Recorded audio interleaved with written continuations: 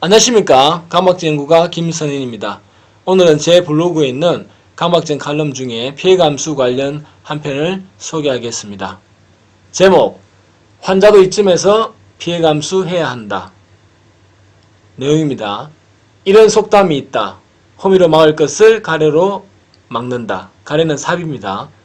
교훈적인 의미는 일이 작을 때 적은 힘으로도 충분히 막을 수 있는데 처리하지 않고 있다가 쓸데없이 큰 힘이 들게 되는 경우를 말한다. 그러나 그나마 막을 수 있으면 다행인데 그렇지 못하는 경우가 생긴다.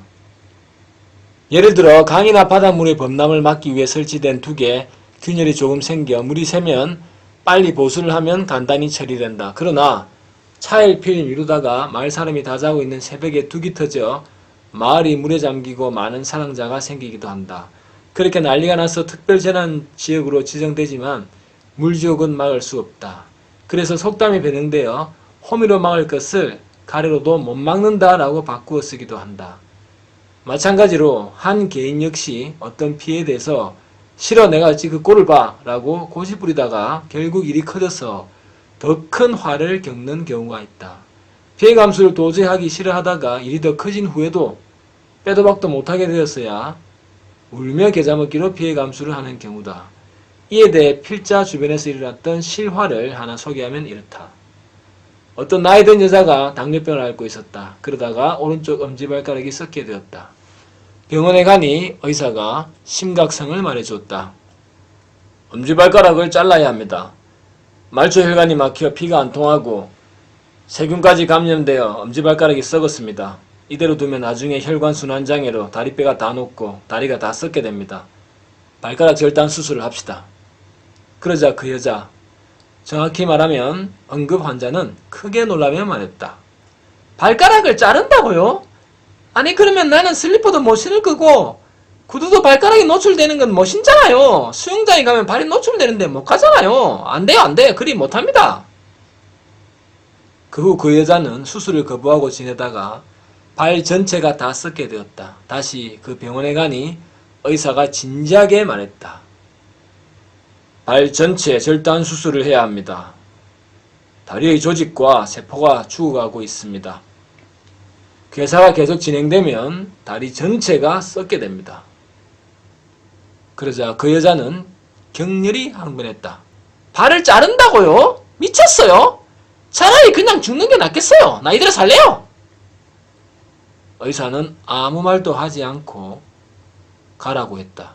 그 후 그 여자는 다 썩은 발에서 위쪽으로 피부가 썩어 들어가서 무릎까지 썩게 되었다. 그 여자는 다시 병원에 갔다. 이 여자는 대체 병원에 왜 가는지도 이해가 안 된다. 어차피 의사 말도 안 들을 건데 의사는 걱정하면서 말했다. 무릎 아래를 절단하는 수술을 해야 합니다. 정확히 말하면 허벅지 아래를 절단하고 무릎도 잘려나갑니다. 안 그러면 허벅지까지 다 괴사되어 썩습니다. 이제 수술을 하시죠. 그 여자는 소리쳤다. 뭐라고요? 무릎조차 절단된다고요? 싫어요, 싫어! 의사는 가라고 했다. 이 어리석은 응급 환자에게 의사는 아마 최대한 인내하고 마지막으로 좋게 말했던 것 같다. 그 후 의사 말대로 이 여자는 오른쪽 다리 전체가 괴사되었다. 그 여자는 다시 병원에 갔다. 의사가 말했다. 다리 전체가 다 썩었습니다. 지금 다리를 자르지 않으면 골반 위까지 올라가서 썩게 됩니다. 그리 되면 이젠 전과 상황이 다릅니다. 복부와 가슴까지 괴사되는 것이 아니라 당신은 죽습니다. 이때 의사는 수술을 하라고 굳이 말하진 않았다고 한다.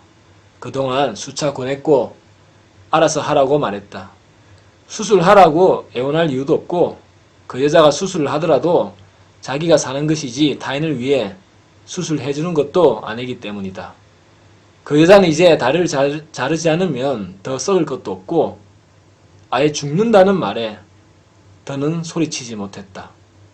그렇게 어느새 죽음의 문턱에 섰다. 엄지발가락이 없으면 수영장에도 못 간다.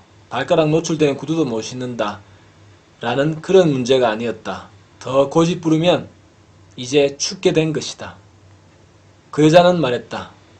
다리 절단 수술을 하겠습니다. 이 실화를 들으면 누구나 다 어떤 느낌이 들까?